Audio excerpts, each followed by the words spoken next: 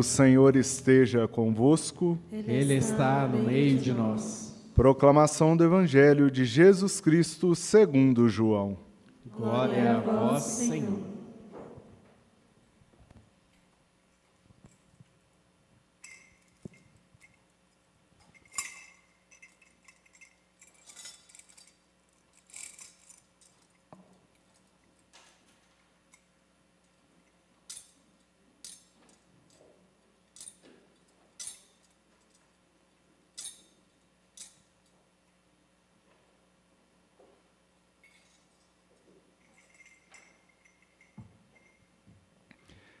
Naquele tempo, disse Jesus a seus discípulos: Se alguém me ama, guardará a minha palavra, e o meu Pai o amará.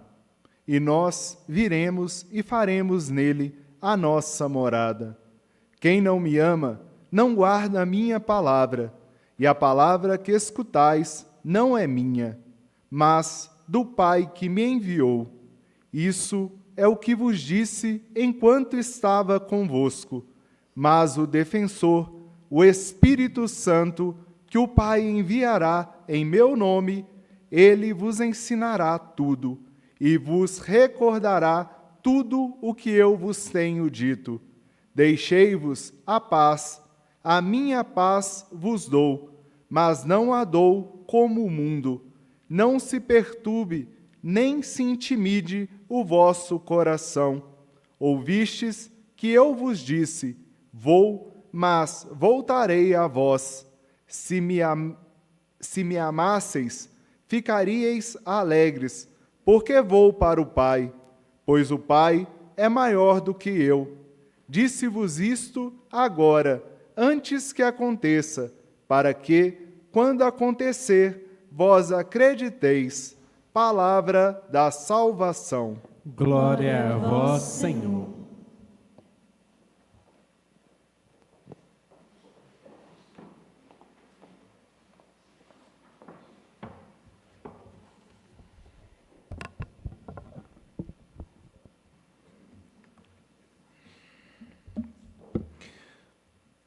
Os Atos dos Apóstolos, no capítulo 4, num relato que traz romantismo e dramaticidade, apresentam um quadro da igreja, dizendo que os discípulos e os apóstolos eram um só coração e uma só alma. Esta expressão própria de Lucas assume um gosto e uma tessitura toda particular na igreja, já que nós agora temos que respirar ares agostinianos. O nosso Papa é filho de Santo Agostinho, e a ordem dos agostinianos traz este lema: unum cor et anima una, um só coração e uma só alma. No entanto, poderíamos dizer, não por desrespeito, mas trazendo o drama próprio da existência, que não só no início da igreja como atualmente, há momentos em que o que se experimenta não é propriamente a unidade de um só coração e uma só alma, mas aquilo que nós hoje cantamos no sertanejo universitário. Dois corações disputando quem é o mais forte. É claro que o sertanejo está dizendo da paixão, que é aquilo que nos assola quando nós estamos no início do amor.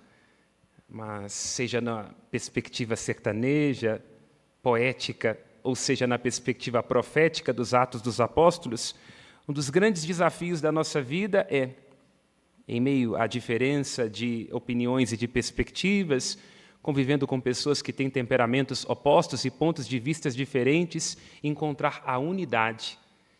Este nós, que está para além do eu, que tende a achar feio tudo que não é espelho e vai engolindo tudo a partir de sua ambição ou de sua pretensão. Esse desafio de ser um só coração e uma só alma, a igreja experimenta, e é nisso que se situa a primeira leitura de hoje, a sua primeira grande tensão. Afinal de contas, alguém deve ser antes judeu para depois tornar-se cristão? Ou aqueles que não são israelitas e nem circuncisos podem experimentar a graça prescindindo da prescrição da lei de Moisés? O que está aqui apresentado de uma maneira mais ou menos romântica e acomodado, na perspectiva de Lucas, trouxe grande tensão no início da igreja.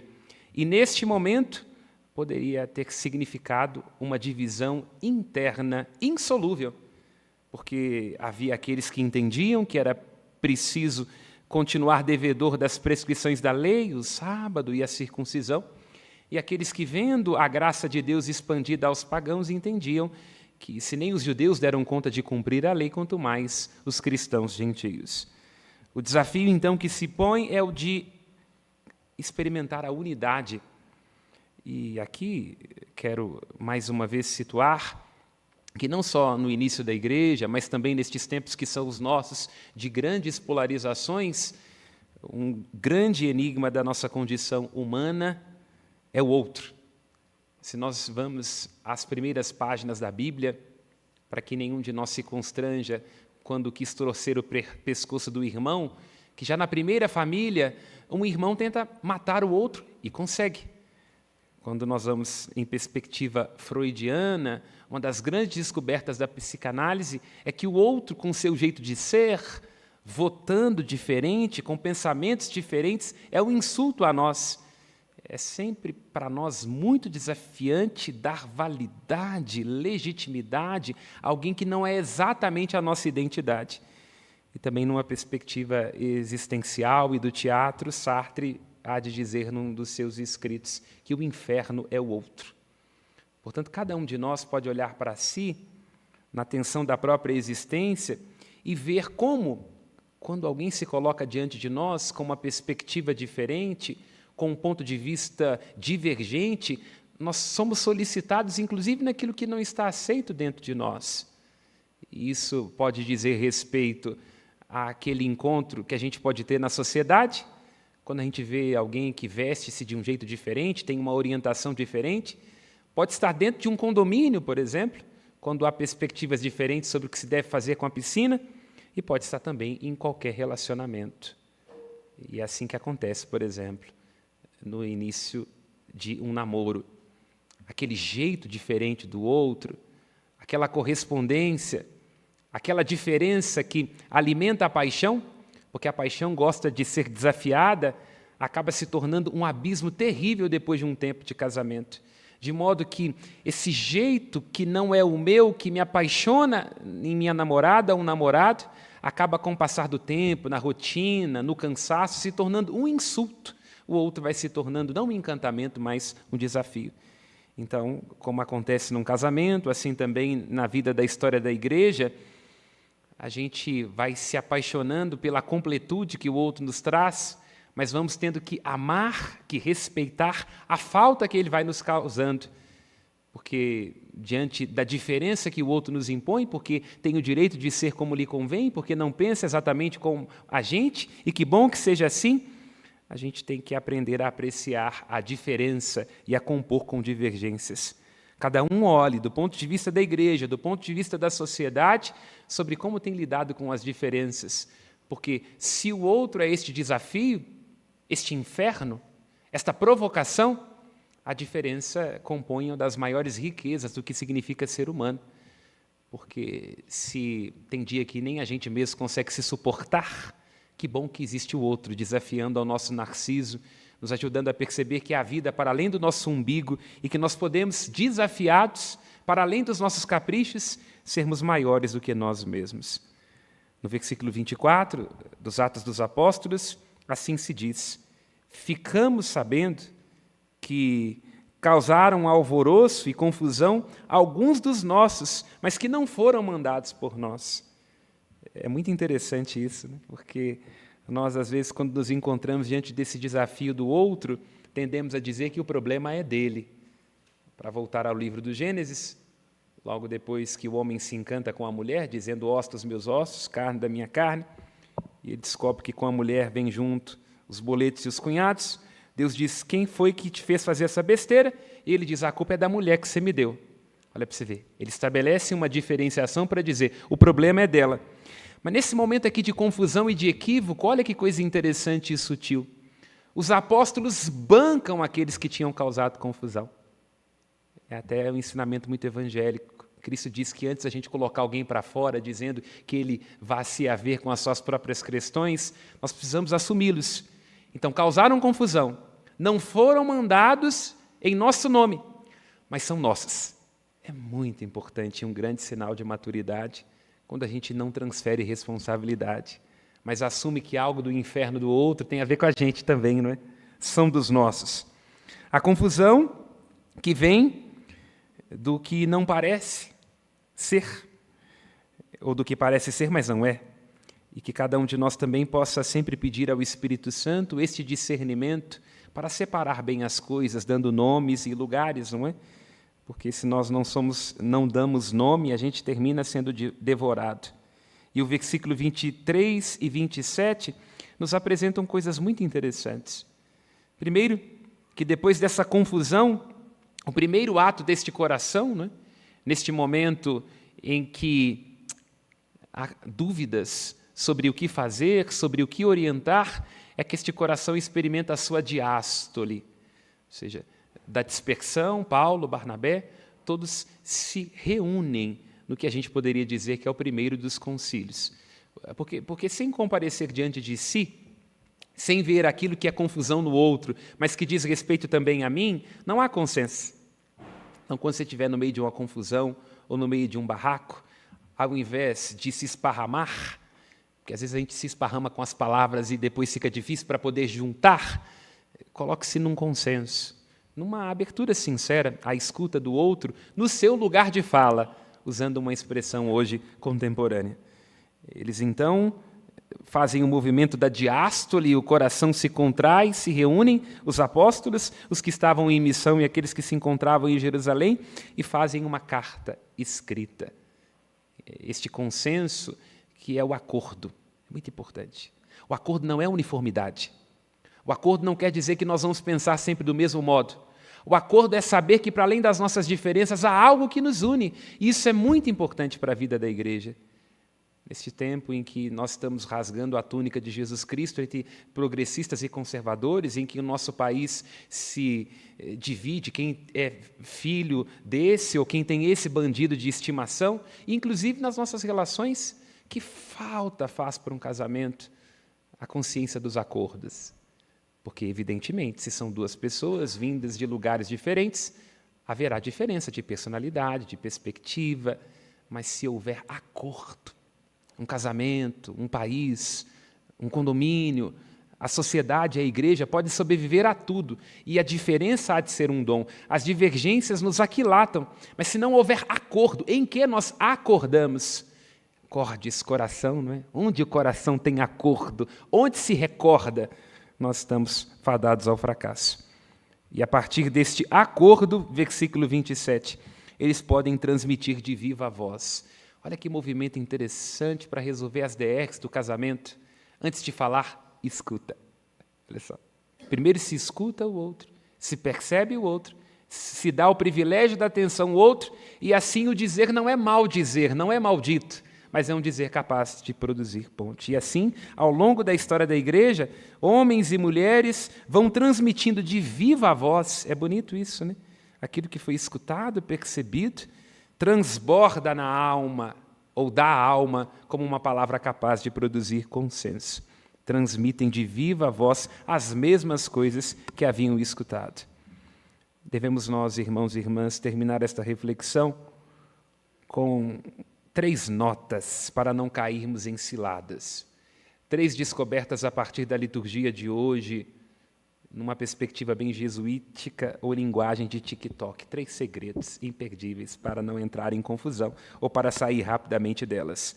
A primeira delas é a escuta do Espírito. Quando há confusão, é preciso deixar que o Espírito Santo fale. O Espírito é quem vos ensinará, é Ele quem vos recordará. Bonito isso. Recordar, dar de novo ao coração. Então, sempre se interrogue em sua vida o que é que o Espírito quer dizer.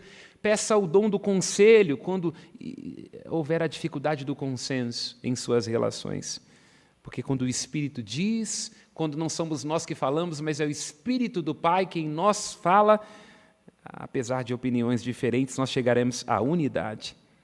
Em segundo, à luz dos Atos dos Apóstolos, é preciso que nós não tenhamos medo da alteridade, Estes tempos de rede social e de cancelamento, nós estamos aprofundando ainda mais esse desafio que é conviver uns com os outros.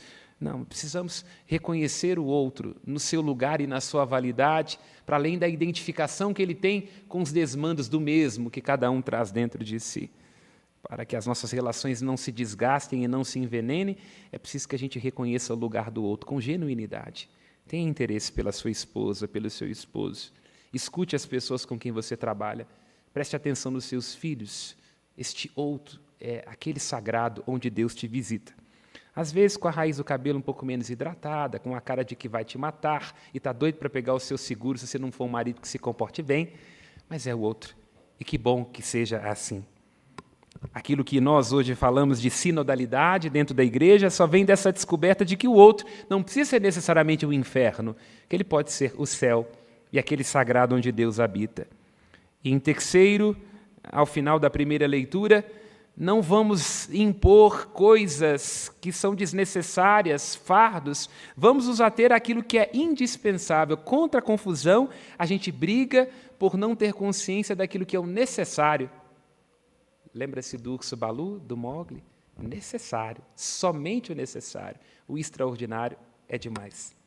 Às vezes a gente não consegue saber o que é necessário e aquilo que é importante e briga por coisas que são absolutamente desnecessárias. Filtramos o mosquito já de manhã cedo e somos atropelados pelos camelos, parafraseando a Jesus Cristo. O que realmente é necessário aqui, neste momento?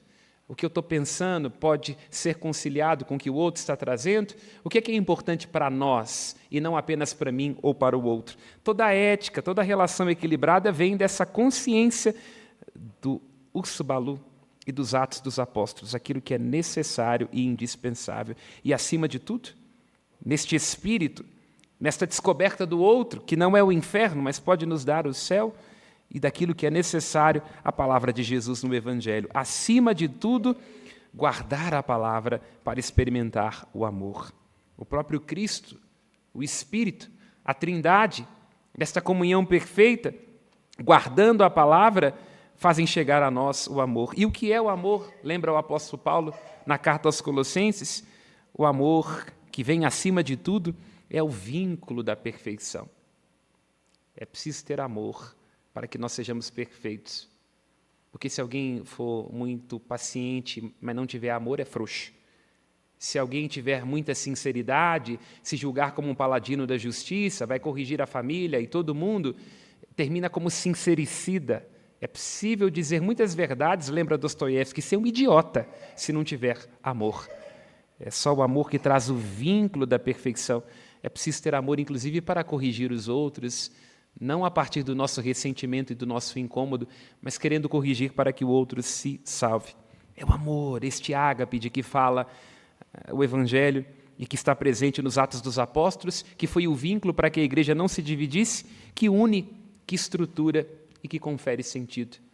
Que Nossa Senhora, a mãe do bom conselho e a mãe do belo amor, nos faça dóceis ao Espírito Santo, sendo capazes de, como ela, reconhecer as necessidades do outro. Ela parte apressadamente, o amor tem pressa para servir a sua prima Santa Isabel, e ela também, em sua pobreza e humildade, sempre teve consciência daquilo que era necessário, não tocando tambor para maluco dançar e também não se envolvendo em discussões inúteis. Louvado Senhor, seja nosso Senhor Jesus Cristo. Guardemos um momento de silêncio.